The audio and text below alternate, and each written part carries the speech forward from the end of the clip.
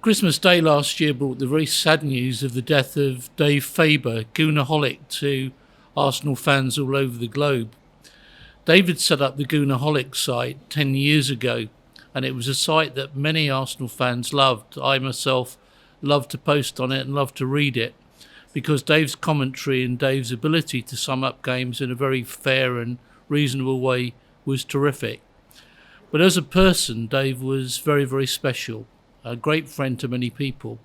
There are all sorts of stories that you could tell about Dave, but one I love, which I think sums him up particularly well, was during the 2014 FA Cup final, which he attended with a couple of really close friends.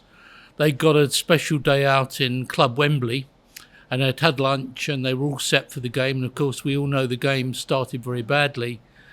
And at 2-1 down at half time, the second half, was eagerly anticipated. We thought we'd come back into the game. And just as the game began, Dave got a phone call from a friend who needed help. And he needed it there and then. And so Dave turned to his friends and said, "I'm sorry, guys, I've got a friend who needs me. I'll catch up with the game later on." And he went off and caught up with his friend, because that's the sort of bloke he was. He always put personal friendship before anything else. At least we won the game for him.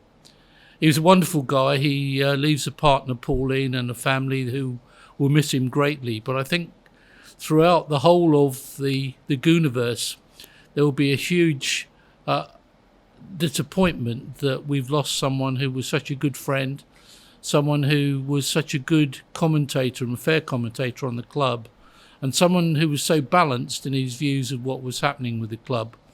Some people might consider him conservative. Some people called him in the past an AKB. He wasn't. He was a very fair, balanced, decent person.